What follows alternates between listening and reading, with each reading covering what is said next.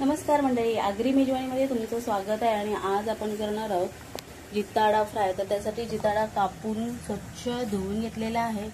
तर आज आपण मस्त झणझणीत असा जिताडा फ्राय करणार आहोत। तर वळूया आजच्या रेसिपीकडे, जिताडा फ्राय।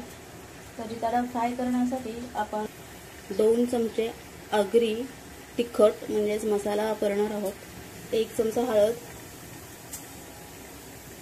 थोडंसं हिंग, चवीपुरतं मीठ, 1 चमचा गरम मसाला, लिंबाचा रस, 1 चमचा आलं लसणाची पेस्ट। लसूण ठेचून घातलं तरी सुद्धा चालेल।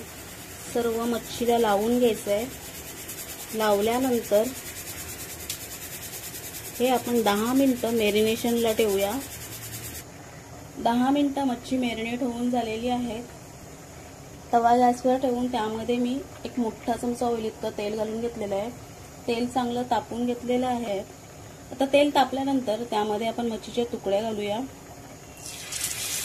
तुकडे घालताना तेल चांगलं तापलेलं आहे, कारण इथे आपण लोखंडी तवा वापरलेला आहे।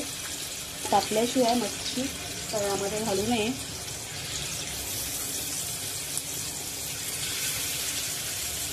सर्व तुकडे तव्यामध्ये घालून झालेले आहेत। गॅस आता मी मंद आचेवर करते आणि मंद आचेवर या तुकड्या मस्त फ्राय करून घ्यायचे आहेत। तुकड्या फ्राय व्हायला साधारणतः 2 ते 3 मिनिटं लागतील। तुमच्या गॅसची जशी फ्लेम आहे त्याच्यावर मिनिट डिपेंड आहेत। जर गॅसची फ्लेम लो असून सुद्धा व्यवस्थित लागत असेल तर टाइम कमी लागेल। तुम्ही मच्छी जराशी कालथीने उलटून बघू शकता की ती गोल्डन ब्राऊन झाले की नाही ते। आता मी मंद आचेवर करून ठेवलेला आहे आणि मंद आचेवर शिजवल्याने खूप छान चव येते। 3-4 मिनिटं झालेली आहेत। तुकडे खालच्या बाजूने फ्राय झालेले आहेत। आता आपण उलटून घेऊया। मस्त गोल्डन ब्राऊन कलर आलेला आहे, तुम्ही बघू शकताय।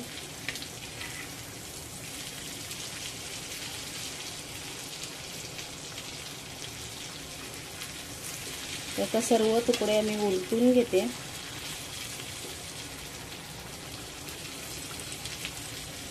तुकडे उलटून झालेले आहेत। वरून आता कापलेली कोथिंबीर घालूया।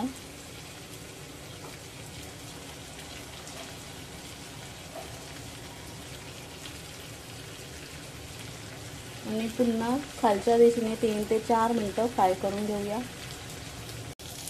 4 ते 5 मिनिटं झालेली आहे। जिताडा खालच्या बाजूने देखील फ्राय झालेला आहे। आता आपण 1 तुकडी उलटून बघूया। बघू शकता खालच्या बाजूने देखील गोल्डन ब्राऊन झालेला आहे। आता आपण या सगळ्या तुकड्या थोड्याशा उलटून घेऊया, म्हणजे थंड झाली आहे ती सुद्धा गरम राहील। आणि लगेचच गॅस बंद करून घेऊया।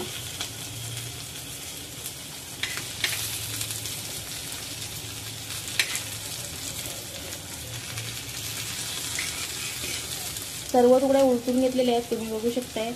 आणि गॅस लगेचच बंद करून घेऊया। तर अशा प्रकारे मंडळी आपला जिताडा फ्राय तयार झालेला आहे। रेसिपी आवडली असल्यास नक्कीच लाईक करा। लाईक, कमेंट, शेअर करायला विसरू नका। आणि पुन्हा एकदा भेटूया अशाच एखाद्या रेसिपीमध्ये। धन्यवाद।